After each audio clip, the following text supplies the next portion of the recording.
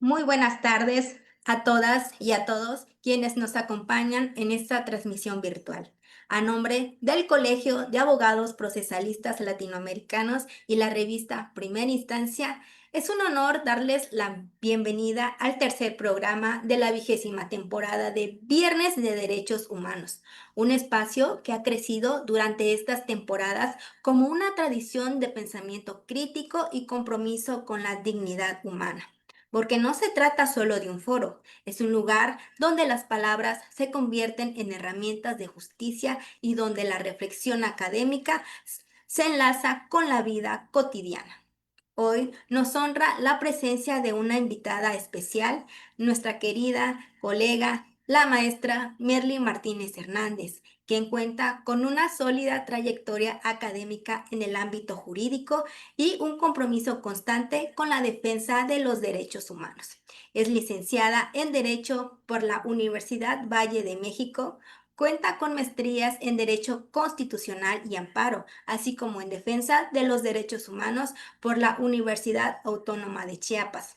Actualmente es doctorante en la Universidad Nacional Autónoma de México, abogada litigante e investigadora, conferencista nacional e internacional y autora de diversas publicaciones en México, Colombia, Paraguay, Brasil y España.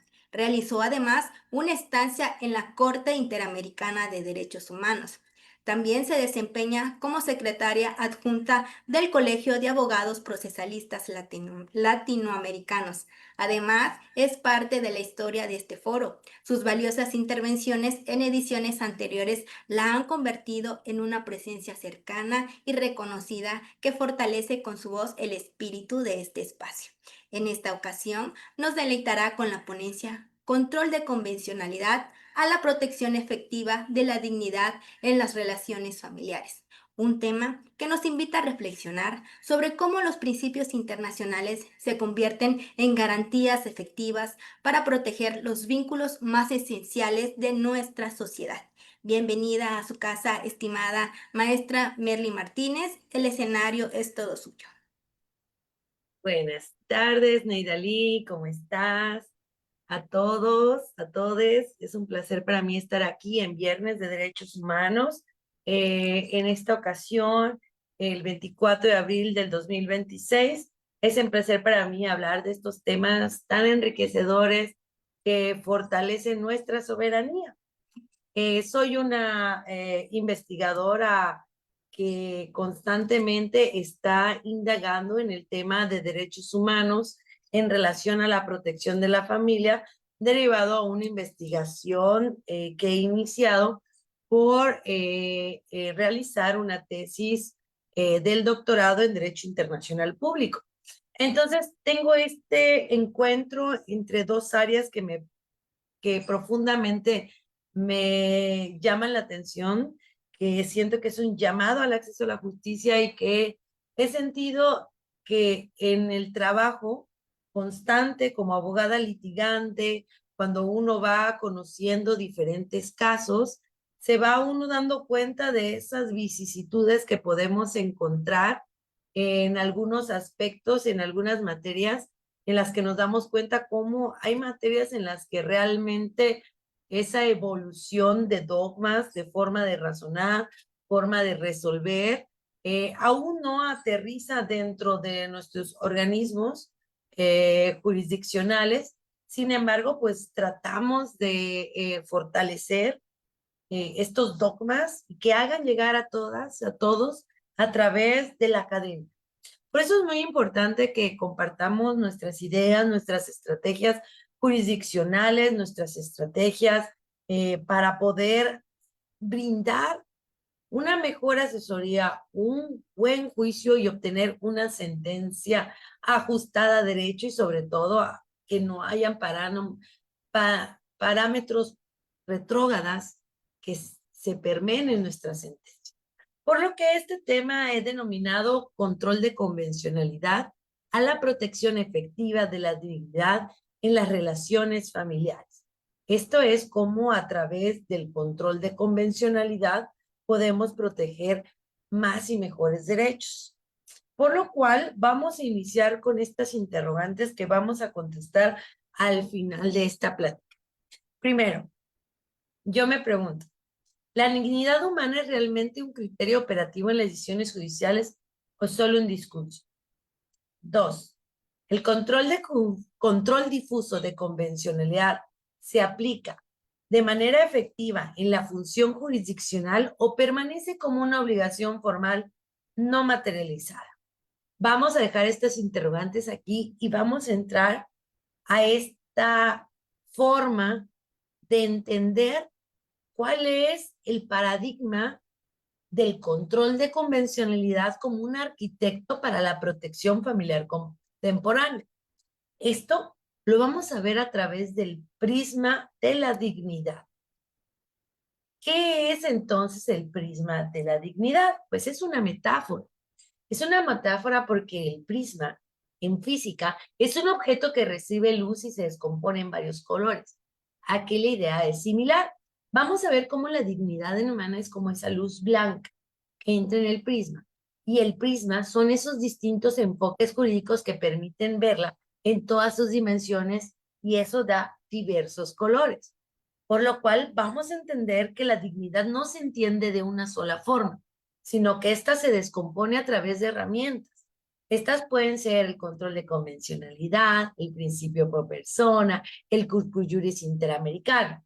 Y vamos a enfatizar de manera especial que en el ámbito familiar se analiza desde la protección de la familia, en el artículo 17 de la Convención Americana de Derechos Humanos, en la protección del derecho humano a una vida privada y familiar a través del artículo 11 de la Convención Americana de Derechos Humanos, y entonces entendemos que la dignidad humana no es un concepto plano, sino multidimensional, y solo se comprende completamente cuando esto se analiza desde diferentes ángulos jurídicos.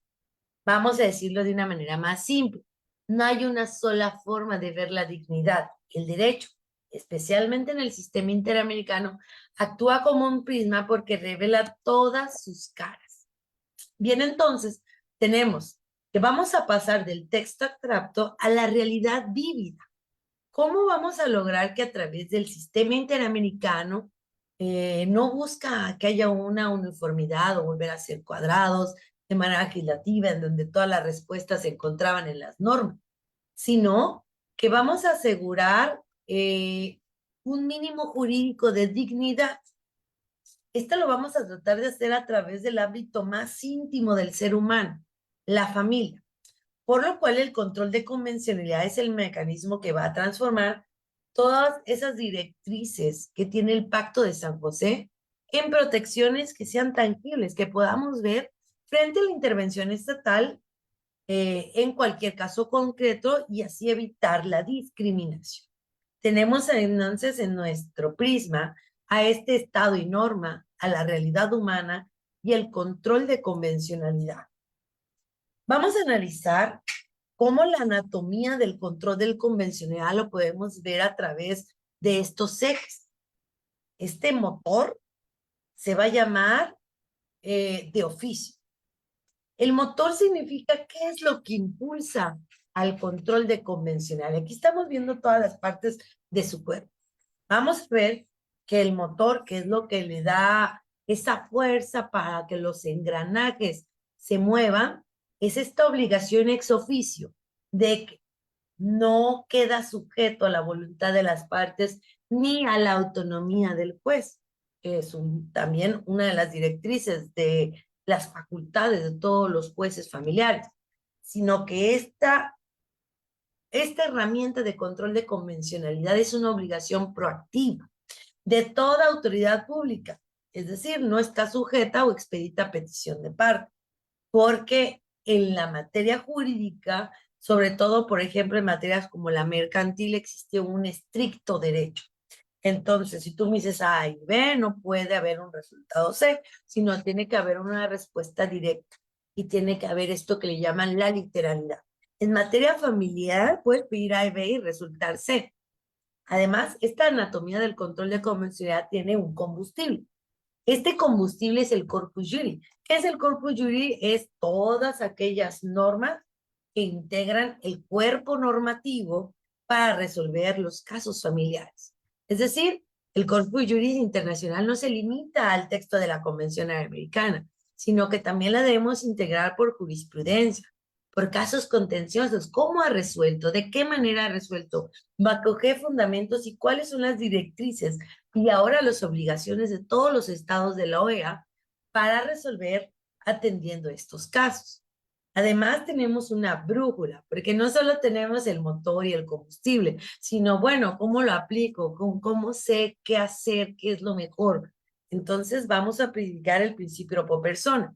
Esto es a través de que hay una interpretación en la cual si tenemos dos normas o más de una norma en las cuales se contraponen o en algunas dan más o mejores derechos o menos derechos, algunas son más limitativas, otras más restringidas, otras más amplias, bueno, entonces vamos a elegir la que favorezca más la protección de los derechos humanos al hombre. Esto lo fundamos en el artículo 29 de la Convención Americana de Derechos Humanos y siempre vamos a preferir entonces el estándar internacional si este es el superior, si no, el que lo sea. ¿Cómo podemos entender esta interpretación? Bueno, vamos a ver que el algoritmo jurisdiccional del control de convencionalidad se hace de la siguiente manera. Vamos a ver el caso concreto y vamos a ver con qué normas tenemos que resolver. Nos vamos a preguntar, ¿la norma práctica interna es compatible con la Convención Americana de Derechos Humanos y los estándares de la Corte Interamericana de los Derechos Humanos? Vamos a ver si nuestra respuesta es sí, entonces vamos a ver una interpretación conforme, en las cuales vamos a armonizar la lectura de la norma interna para que coincida con el bloque de convencionalidad. Si la respuesta no, está en el ámbito de la autoridad de la competencia, no en el legislativo, si decimos que no, hay una inaplicación y entonces tendrían que suspender los efectos del acto anticonvencional en el caso concreto. Si hay una no, entonces el legislativo, que podríamos decir que es donde emanan todas las normas, entonces tiene que haber una supresión y una adecuación, en las cuales podríamos llegar hasta modificar o derogar la norma o a través de la práctica estatal contraria, ¿no? Así, paulatinamente, como se resuelve de manera práctica, como lo hace la Corte Interamericana, se va reforzando esta aplicación al momento en el que ya no tengan los jueces que hacer un control de convencionalidad, sino que la norma nacional ya se encuentre ajustada a estos parámetros convencionales y entonces ya se encuentre adecuado a esta convencionalidad que es tan importante. Es decir, ya no tenemos que modificar la norma porque la norma ya está así. Ahora, desde otra perspectiva, la arquitectura interamericana de la protección de la garantía familiar podemos verla en acciones positivas y en acciones negativas. Por ejemplo, en el artículo 11.2 de la vida privada y familiar, tenemos el derecho a no ser objeto de injerencias arbitrarias o abusivas por parte del Estado. Es decir, tenemos un escudo contra el poder estatal porque tiene límites. Además, tenemos una garantía positiva, la cual lo funda en el artículo 17.1, el cual habla sobre la protección de la familia. Ya sabemos que la familia es ese elemento natural y fundamental, por lo cual es obligación de los jueces protegerla, ¿no? Y exige que el Estado adopte medidas activas, no solo te las tienen que pedir. Si tú estás viendo que existe una omisión, una aquiescencia, entonces tú tienes que hacer acciones inmediatas efectivas para protegerla, fortalecerla y garantizar el desarrollo de todos. Aquí podemos ver que existe otro derecho humano como consecuencia, como es el proyecto de vida. Y entonces, ¿cómo logramos dar este salto de paradigma en el que tratamos de pasar de la estructura rígida al vínculo efectivo, afectivo, es decir, que realmente suceda? Bueno, vamos a ver estos dos tipos de paradigmas. El paradigma tradicional de un lado y el paradigma convencional. Por ejemplo, en el modelo, en la definición de familia, hemos pasado una evolución muy grande, puesto que los lazos, los miembros y el género de los miembros de la familia han pasado a un lugar rezagado. Antes, en el paradigma tradicional, el modelo único, cerrado, basado exclusivo en biología o matrimonio, era el que prevalecía. Es decir, el matrimonio era la unión de un hombre y una mujer.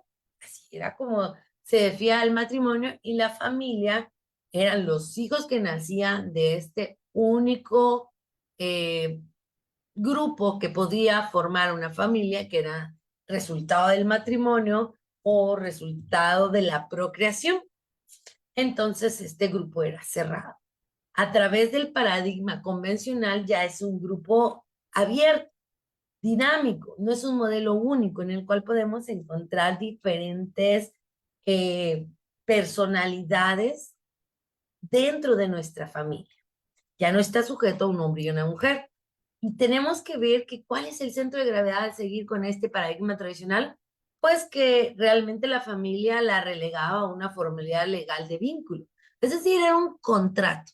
Entonces aquí nos sufragábamos a analizar las cuestiones humanas, los problemas inherentes a la familia a través de como si fuera el incumplimiento de un contrato, y este no se puede estudiar así.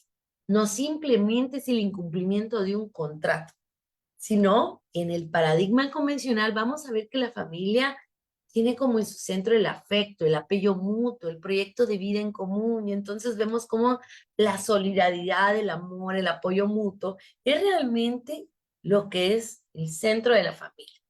Vamos a ver que también en el paradigma tradicional el enfoque de protección era a través del instituto patrimonial y el matrimonial. Entonces, siempre se veían estos dos tópicos, ¿no? El patrimonio y si estaba sujeto al matrimonio de la familia. Puesto que habían derechos para las que eran cónyuges o esposas, cónyuges y esposos, y eran diferentes a los que había de las uniones de hecho, o que eran llamados concubinos, ¿no? Sin embargo, había una diferencia a la manera de juzgar, a la manera de reconocerles y validarles derechos. Por lo que a través del paradigma convencional vamos a ver que la protección de la dignidad y autonomía de las personas que le integran es el centro. Vamos a proteger su dignidad y su autonomía de todos los miembros de la familia, sin importar si esto sirve las pautas sociales o las pautas que se creen convencionalmente adecuadas. Dentro de este paradigma tradicional también vamos a hablar de la diversidad, en la cual había una tolerancia pasiva y había exclusión a familias diversas, las cuales se seguían de la receta tradicional. Por eso se llama una tolerancia pasiva. Sin embargo, queremos lograr a través del paradigma convencional que haya una igualdad plena, que haya una prohibición estricta de la discriminación. Recordemos que la discriminación es toda distinción y exclusión que se basa en el género, en el sexo, en la religión o en cualquier tipo de criterio económico, cultural, ¿no? No vamos a ver más ese ser humano que el ser humano, pues esa persona que es un Homo sapiens con su capacidad creativa y con su forma de poder modificar el entorno. Ya lo ha dicho el doctor Alfonso en su libro de Derechos Humanos del Colegio de Abogados Procesalistas. Además, quiero también que quede analizado, que podamos hacer una modificación en nuestra forma de percibir el espectro de la familia contemporánea.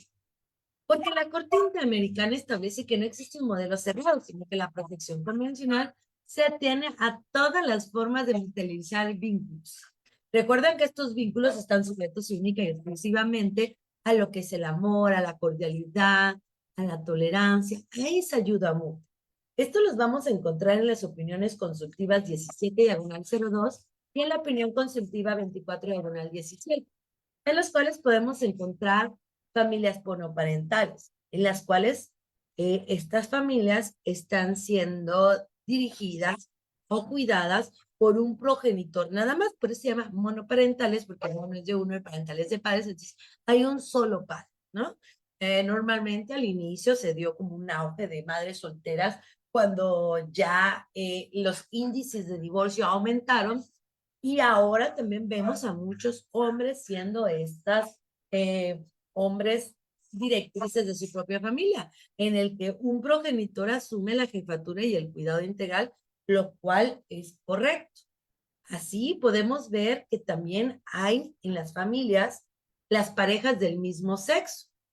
Las parejas del mismo sexo tienen esos vínculos afectivos con ánimo de permanencia y apoyo mutuo, en los cuales no importa que hayan dos mujeres siendo un vínculo de amor en los cuales pudieran tener hijos a través de procrearlos o a través de una inseminación artificial, a través de una fecundación in vitro o a través de la adopción. Sin embargo, el Estado también está obligado a proteger a estas parejas del mismo sexo, quienes conforman una familia con y sin hijos. También tenemos otro tipo de familia que es la familia extensa, porque no muchas veces la familia está dedicada a papá, mamá, hijos o a los que vivimos dentro de una misma casa, porque muchas veces nuestra familia se extiende dependiendo de nuestros hábitos, de nuestras costumbres y de cómo hemos mantenido esta cercanía con personas más allá de nuestro núcleo familiar. Por ejemplo, los abuelos, los tíos. Es más, pueden ser estas no únicamente biológicas, no nos une únicamente el ADN, sino que también pueden ser redes comunitarias que asumen roles parentales y de cuidado, vecinos, amigos de toda la vida, todas esas personas con las cuales nosotros hemos logrado tener ese amor y esa protección. Además, tenemos las uniones de hecho. No tiene que haber ningún documento o contrato que establezca que dos personas se encuentran unidas, sino que a través de la práctica o de lo que sucede en realidad, vemos una convivencia sin formalización, sin esta solemnidad del matrimonio. Por lo cual nos damos cuenta que el estándar de la opinión consultiva 24/7 nos da una igualdad sin ninguna concesión. Tenemos una dignidad idéntica, se prohíbe la discriminación y tenemos derechos civiles, en los cuales nosotros exigimos el acceso a todos los derechos e instituciones civiles, incluyendo el matrimonio, y no nos pueden negar este reconocimiento familiar a parejas del mismo sexo porque no puede haber una distinción artificial e inconvencional, como le dice el artículo 1.1 y 24 de la Convención Americana de Derechos Humanos. Y sobre todo, no debemos limitar el matrimonio a parejas heterosexuales o crear figuras separadas. Es decir, llamarles de manera diferente. Ah, no, porque como este no es un matrimonio de hombre y mujer, pues le vamos a poner un nombre diferente. No, no vamos a crear figuras jurídicas separadas, sino que van a ser iguales porque tienen que ser iguales en un test de estricto derecho o estricta igualdad. Por lo tanto, el control de convencionalidad lo vamos a ver como un lente de interseccionalidad. Vamos a poner varios lentes. En el centro, nuestro objetivo es la dignidad humana objetiva.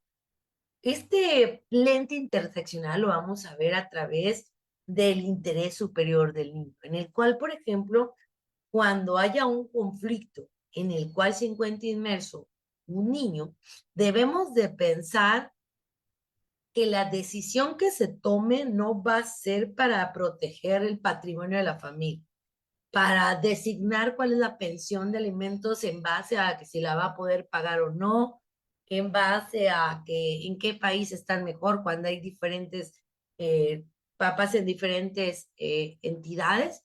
No, vamos a ver que siempre se debe proteger a las niñas, a los niños y a los adolescentes, y que debe ser la familia este refugio óptimo, por lo cual el Estado solo puede ordenar la separación de manera excepcional, que podrían ser únicamente en casos de violencia cuando éste afecte el sano desarrollo de estas niñas, niños y adolescentes, pero siempre que se esté acreditado de manera fehaciente a través de peritajes. Esto lo fundamos en el artículo 19 de la Convención Americana de Derechos Humanos. Una de las estrategias o mecanismos que a mí me parecen más adecuados para tener este tipo de lente interseccional es a través de la metodología de la perspectiva de género. Esta metodología de perspectiva de género nos va a poner así unos lentes para que olvidemos todos esos temas que nosotros tenemos preconcebidos, para que no se judicialicen las cosas que nosotros creíamos que eran correctas. Por lo cual tratamos de erradicar la violencia y el control de convencionalidad, prohibir y aplicar normas aparentemente neutrales que toleren asimetrías o violencia intrafamiliar. Vamos a ver un ejemplo. Por ejemplo, antes, cuando había una disolución del vínculo matrimonial, espero que no suceda. Si alguien me dice que sucede, por favor me lo comenta. Se supone que pues puede prevalecer una pensión después del matrimonio o una pensión de alimentos durante el matrimonio. Vamos a poner un primer ejemplo.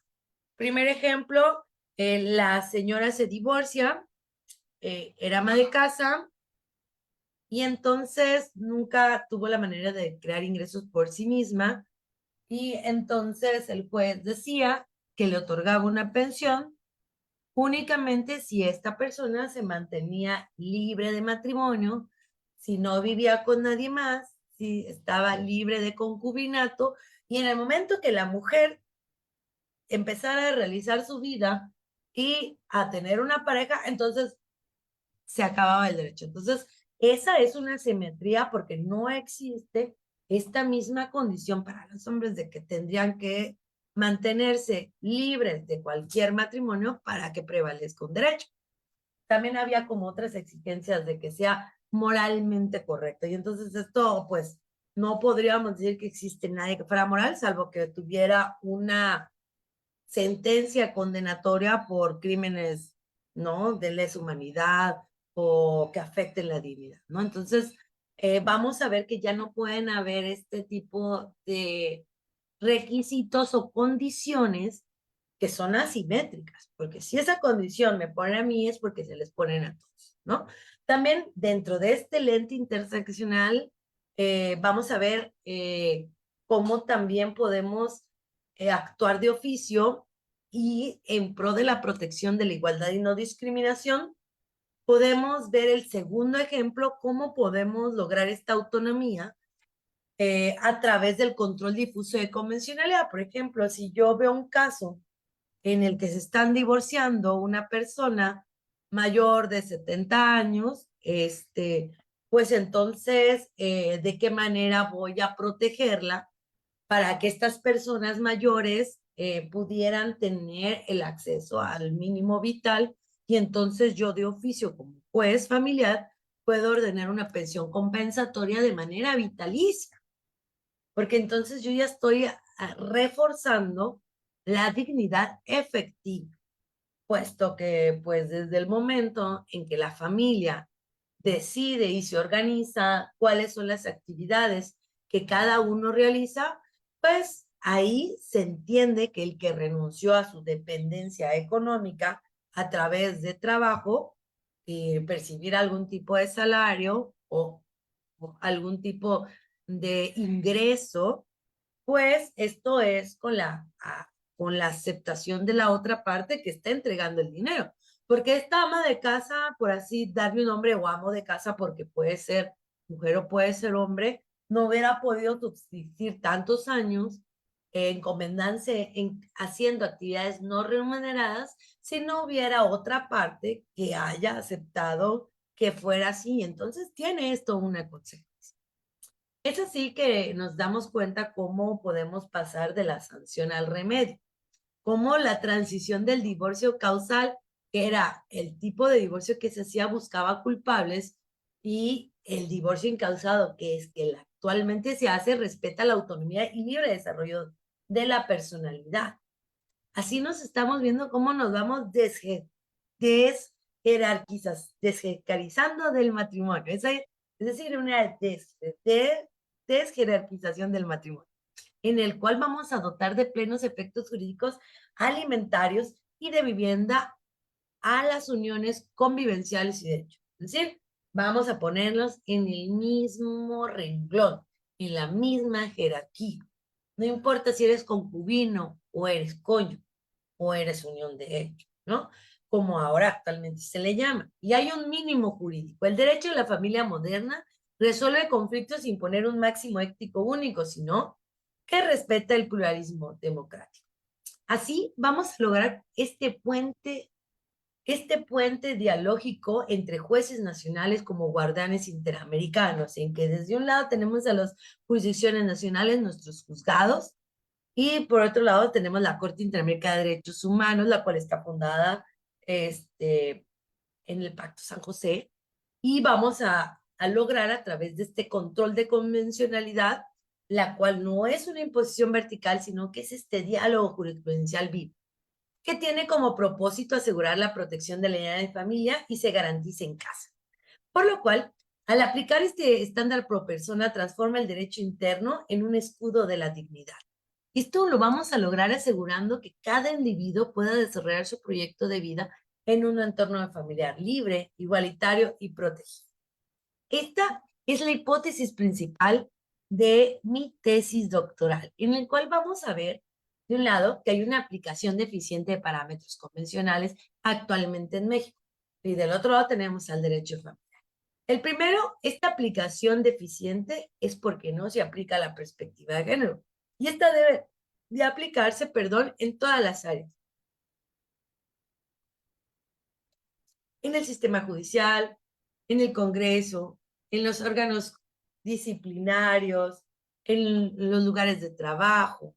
Y del lado del derecho familiar, este no se ha convencionalizado de manera entera porque hay una falta del uso del control de convencionalidad, y esto puede generarnos, pues que los jueces nacionales continúen con esta omisión, lo cual va a perpetrar la desigualdad de género, y esto va a conllevar a continuar con una vulneración de derechos humanos. Por lo cual tenemos que aplicar esta perspectiva de género tanto en la política como en la vida familiar. Este es un llamado a la acción. Tenemos que juzgar con perspectiva de género. Estos operadores de justicia, por favor, utilicen esta herramienta de protección de vida. Queremos ver en cada resolución contextos que puedan marcar los antecedentes y todo lo que engloba los hechos que se estén juzgando. Es decir, no vamos a ver las cosas desde una sola perspectiva, la vamos a ver a través de un prisma. Así vamos a lograr una protección efectiva y vamos a evitar tragedias.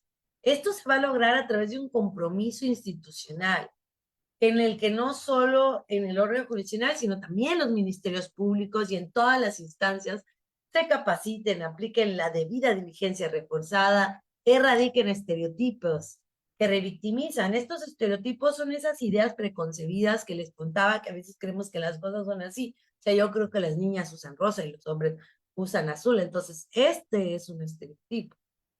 Y debemos tratar de priorizar la prevención sobre la reacción tardía y fundamentar exhaustivamente con perspectiva de género, porque esta salva vidas. Vamos a ver un ejemplo en la vida real que me ha pasado litigando sobre cómo aplicar el control de convencionalidad. Tengo un caso en el de divorcio sin causa, en el cual la parte actora, dentro de sus prestaciones, no solicitó pensión compensatoria, sino que solicitó su pensión provisional y su pensión durante la secuela procesal del divorcio. Sin embargo, en la sentencia, la juez, de manera acertada, derivada de este desequilibrio económico y la falta de capacidad económica de la actora, que era la ama de casa, quien se había dedicado al hogar y la familia, quien hizo un sacrificio personal y profesional y que nunca había tenido ingresos propios, lo ponderó, hizo una ponderación sobre la ventaja económica que tenía el otro cónyuge, quien sí tenía capacidad económica, tenía ingresos altos, tenía una estabilidad laboral y una mayor capacidad económica. Entonces, dejó de ser un rol invisible, pero fue esencial, porque sin eso tampoco hubiera podido lograr ese desarrollo profesional, porque hubieran tenido ambos que sacrificar tiempo profesional para cuidar a la familia, porque los niños se tienen que cuidar. Entonces, de esta manera, la juez, a través de derecho, protegió la dignidad. Y esta pensión compensatoria logró compensar el desequilibrio económico generado durante el matrimonio. Y esto no lo debemos de ver como si fuera un castigo, sino que lo logró a través de este refuerzo no remunerado que permite equilibrar las oportunidades. Porque recordemos que el proyecto del matrimonio es para toda la vida. Es así que concluyo que el prisma de dignidad es el eje interpretativo en el derecho familiar y el sistema interamericano, que nos permite tener a la dignidad humana como fundamento, en el que la dignidad humana es el valor intrínseco de toda persona y el punto de partida, y el límite de todo orden jurídico. Por lo que esta dignidad no es abstracta, es un criterio normativo que orienta e interpreta todos los derechos humanos. El prisma permite que esta visión sea de manera integral, porque representa diversas herramientas jurídicas que permiten comprender la dignidad en todas sus dimensiones. Es así que a través de sus caras, que son el principio por persona, la interpretación conforme, el control difuso de convencionalidad, el corpus juris interamericano, nos revela su contenido y se garantiza su protección efectiva. Por lo tanto, el sistema interamericano fortalece nuestra protección. Es así que a través de la Convención Americana, de la jurisprudencia, vamos a ampliar y desarrollar el concepto de dignidad, especialmente en los derechos de la vida privada y en la protección de la familia. A través de este corpus juris interamericanos, tenemos un referente obligatorio que enriquece y orienta la función de la jurisdicción interna de nuestros jueces.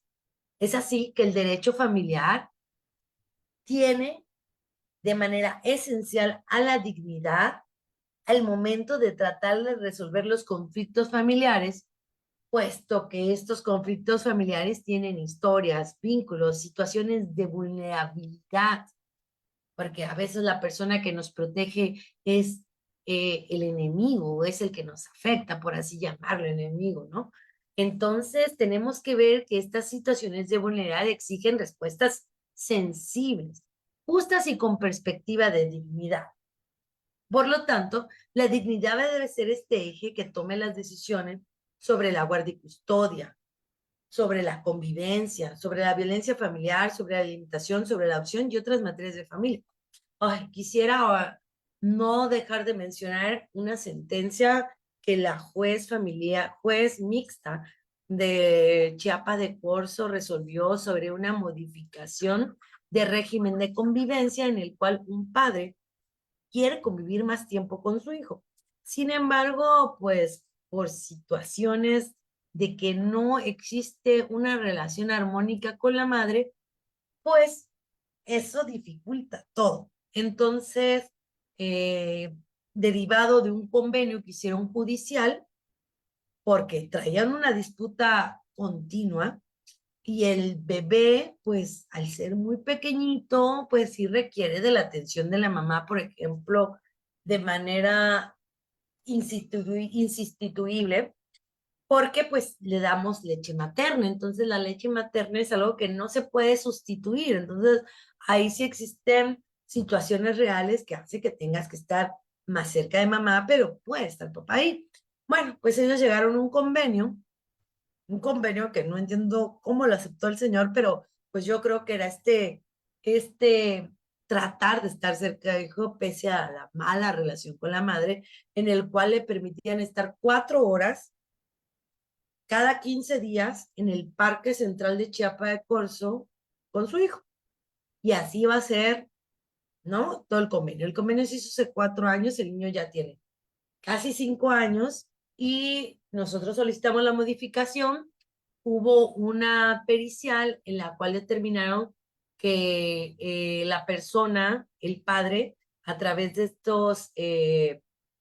estos estudios parentales que le hacen de manera psicológica a través de estas periciales de control de parentalidad, determinaron que esta era una persona no violenta, que era una persona que debía convivir con el hijo y que se le veía el interés, que era sana emocionalmente y pues además dijo que lo más correcto para el sano desarrollo del menor era que esta convivencia se diera de manera gradual y así cada vez el padre e hijo pudieran convivir porque pues este derecho no es únicamente del padre, sino que es del hijo.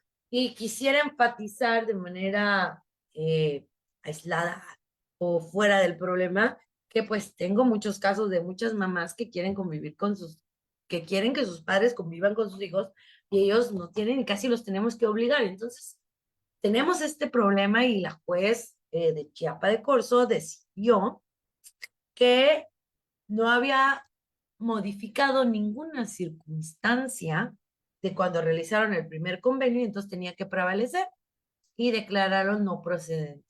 Bien, ahora estamos en la apelación, pero nos damos cuenta cómo estos estereotipos y la falta de cuidado no tienen esa forma de que tengamos una respuesta más sensible, en el cual el juez hubiera podido comparar las normas no internas con las internacionales y hubiera podido ver el caso Atala Rifo, ¿no? El caso para poder ver cómo a veces la injerencia del Estado no es la manera de. Es así que enaltezo o subrayo con negritas que el control de convencionalidad es obligatorio, puesto que los jueces tienen el deber de comparar estas normas y utilizar la más favorable. Esta no es una opción, señores, sino es una obligación constitucional y convencional. Y concluyo finalmente que realmente existen aún desafíos en la práctica judicial. Esto no es sencillo. A pesar de que hay un avance normativo aparente, aún existen resistencias, hay una falta de capacitación, falta de esta inmersión en los derechos humanos y en las prácticas judiciales tradicionales que siguen limitando la aplicación real de la dignidad y del control de convencionalidad. Por esto es necesario fortalecer nuestra cultura jurídica. Tenemos que adentrarnos en esta formación de quienes deciden sobre la vida familiar y de las personas. Porque la dignidad humana no cambia, pero nuestra capacidad de verla sí. Por lo que aplicar el prisma de la dignidad y el control difuso de convencionalidad no es una opción interpretativa, es una exigencia que hago hoy de manera ética, jurídica y constitucional para construir decisiones judiciales más humanas, justas y transformadoras. Ahora, después de toda esta exposición, quiero dar respuestas a las preguntas que hice de manera inicial. Vamos a ver entonces que las respuestas a nuestras preguntas son las siguientes. Primero, la dignidad humana sí es un criterio operativo en el sistema jurídico contemporáneo.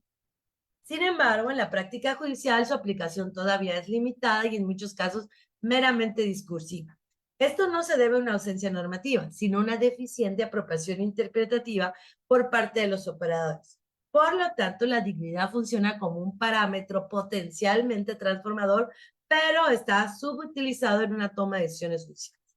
Nuestra segunda respuesta. El control de convencionalidad constituye una obligación jurídica clara para todas las autoridades judiciales. No obstante, su aplicación afectiva es irregular. En muchos casos se reconoce en el discurso judicial, pero se traduce en un ejercicio real de constantes en la norma interna y los estándares internacionales. Por lo tanto, puede afirmarse que aunque formalmente está incorporado el control difuso de convencionalidad, aún no se ha consolidado como una práctica sistemática dentro de la función jurisdiccional.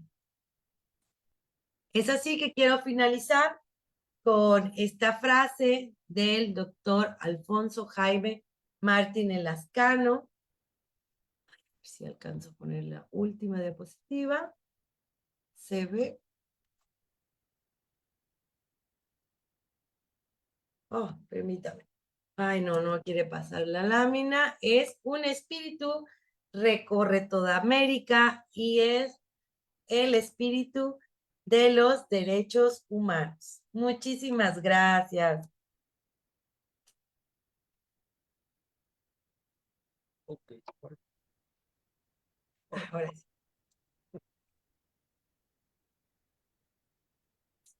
Bueno, excelente participación. Gracias por usar la frase. Eh, Algo que hemos estado platicando sobre el tema en general, ¿verdad? Por ejemplo, leía yo esta semana que las escuelas de derecho enseñan para un mundo que ya no existe.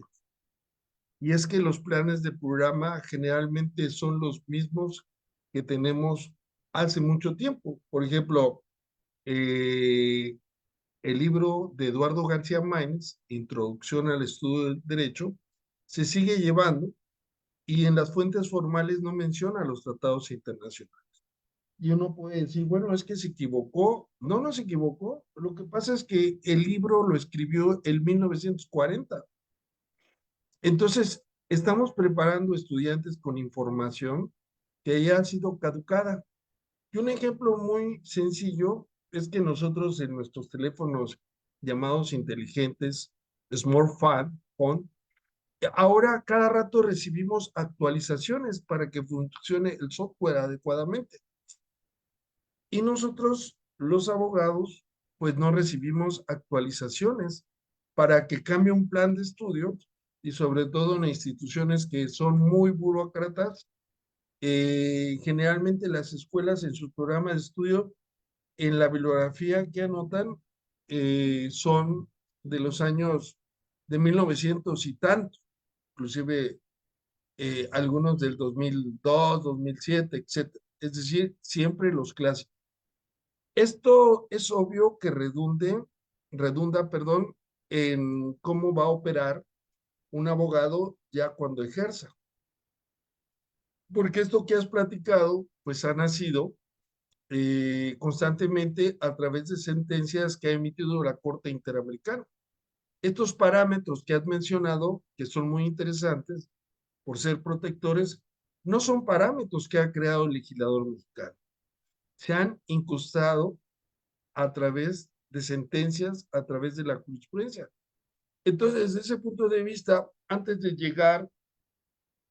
tribunal, antes de llegar al tribunal, se necesitan operadores jurídicos con un criterio más humanizado y disfrazado de técnica y neutralidad, lo que hacen es reproducir conductas injustas. ¿Crees que ese es el problema más que la inteligencia artificial? Considero que es muy atinado decir que desde la formación aún se continúan pues con dogmas superados. Creo que deberían de tomarse en cuenta como historia, ¿no? Como antecedentes. Y considero que sí es muy importante modificar ahora este tipo de planes de estudio para que entonces, si queremos que se modifique la forma de juzgar, pues tenemos que modificar la forma de enseñar. Exacto, soy muy simple, Sí. pero realmente es demasiado complejo. Por ejemplo, le dice a un profesor, sobre todo aquellos que son de tiempo completo, sin criticar a nadie en especial, ¿no? Que se ponga a estudiar, que revise las sentencias de la Corte Interamericana, porque además estas sentencias no solamente inciden en materia familiar, inciden en cualquier área del derecho. Necesariamente deberían utilizarlas no solamente los que van a ser jueces familiares, sino jueces penales, jueces civiles, jueces mercantiles, jueces administrativos. ¿Y qué pasa? No estudian y la mayoría de los órganos que se dedican a la investigación jurídica, lo único que hacen es reproducir lo que han dicho los pensadores europeos. Todavía tenemos que Kelsen está vigente en las aulas. Cuando, bueno, ya lo dije, García Máinez, cuando realmente a una mujer subsil, a un grupo de las poblaciones originarias, pues lo que quiere es justicia. Y cuando la justicia se disfraza con dogma, se acabó la justicia. Así que por eso quiero agradecerte tu participación. La verdad, muy interesante y invitamos a todas y a todos yo no digo todos, pero todos, este, para que se suman a esta cultura jurídica, que realmente antes había una diferencia entre el derecho justnaturalista y el derecho justpositivista, y los derechos humanos se refugiaban en la corriente justnaturalista. Ahora son derecho positivo, así que ya no hay justificación alguna para ello. Bueno, ¿alguna conclusión antes de entregarte un certificado de participación, estimada Merly?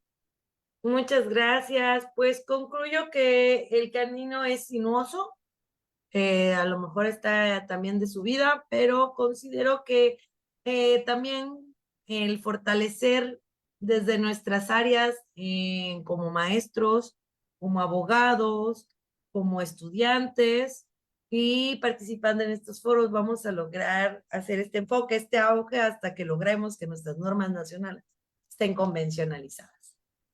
Muy bien. Y había un francés eh, que vino a América y escribió un libro, La democracia en América, y puso una frase que después fue reproducida en México cuando se creó el juicio de amparo por Mariano Otero, y se le conoció después o se le conoce después de la fórmula Mariano Otero. Al describir a Alexis de Tocqueville lo que sucedía en América en aquellos entonces, hizo una frase en el libro que me gusta mucho y que la voy a parafrasear por el tema que acabas de mencionar. Al final dice: solo poco a poco y bajo los golpes repetidos de la jurisprudencia interamericana, llegará la injusticia a sucumbir. Entonces podemos parafrasearlo así, ¿ok? Bueno, la licenciada Neidalí ya tiene preparado el reconocimiento. El Colegio de Abogados Procesalistas Latinoamericanos, la Secretaría de Ciencia y Tecnología, Humanidades e Innovación, otorga el presente certificado a la maestra Merly Martínez Hernández por su destacada participación en el Foro Viernes de Derechos Humanos en su 20ª temporada, con la conferencia magistral Control de Convencionalidad a la protección efectiva de la dignidad en las relaciones familiares. La intervención que tuvo constituye un aporte significativo que fortalece la conciencia colectiva en torno a la defensa de la dignidad, igualdad y justicia, pilares esenciales para la vigencia plena de los derechos humanos. Pues muchas gracias y nos vemos pronto, ¿no? ¿Dónde más? En TVLex, muchas gracias. Vamos a pedirle a Neidalí que nos haga el favor de invitar a las próximas actividades. A ver, Neidalí, manifiéstate. Aquí estoy, doctor. Muchas gracias y muchas felicidades a la maestra Merly Martínez por su excelente participación en este foro, como siempre. Muchas gracias. Y antes de despedirnos, también vamos a saludar cordialmente a Juan José Aguilar Ordóñez, que manda saludos a la maestra Merly Martínez y dice: estamos viéndola, felicidades, muy buen tema. Con afecto, Juan José Noemí López y la maestra Idalia Díaz Román. Muchas gracias por sintonizarnos, estimado maestro Juan José Aguilar. Y pues los invitamos a todos entonces a participar en nuestros próximos eventos académicos y foros, que son espacios que han sido diseñados para fortalecer la reflexión jurídica, promover el diálogo interdisciplinario y consolidar nuestro compromiso con la defensa de los derechos humanos y la justicia. Pues los invitamos a la estancia de investigación sobre el Sistema Interamericano de Derechos Humanos, a llevarse a cabo en San Cristóbal de las Casas, Chiapas, del 20 al 24 de julio de este año. También los invitamos a la 27ª Jornada Internacional de Derecho Procesal, nuevo Código de Procedimientos Civiles y Familiares, a llevarse a cabo los días 17 y 18 de septiembre de 2026, en homenaje a nuestra de Derecho Procesal, nuevo Código de Procedimientos Civiles y Familiares, a llevarse a cabo los días 17 y 18 de septiembre de 2026, en homenaje a nuestra de Derecho Procesal, nuevo Código de Procedimientos Civiles y Familiares, a llevarse a cabo los días 17 y 18 de septiembre de 2026. Muchas gracias por sintonizarnos. Nos vemos pronto, estimado auditorio. ¿En dónde más? Aquí en TVLex. Muchas gracias a todos.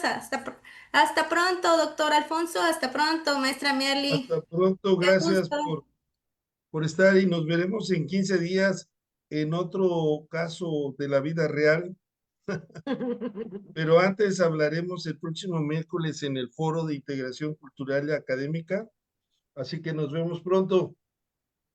Adiós. Hasta Adiós. pronto. Un fuerte abrazo. Gracias. Pero antes hablaremos el próximo miércoles en el Foro de Integración Cultural y Académica. Así que nos vemos pronto. Adiós. Hasta pronto. Un fuerte abrazo. Gracias. Pero antes hablaremos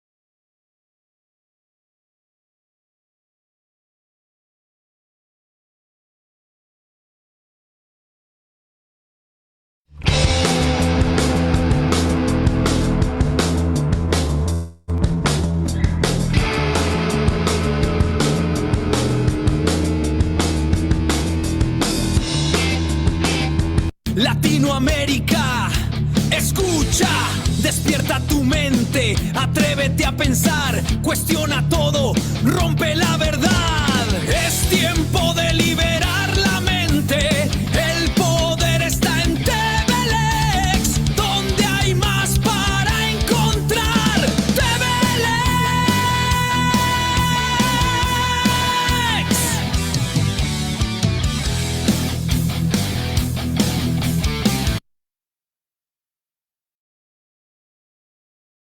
Latinoamérica, escucha, despierta tu mente, atrévete a pensar, cuestiona todo, rompe la verdad. Es tiempo de liberar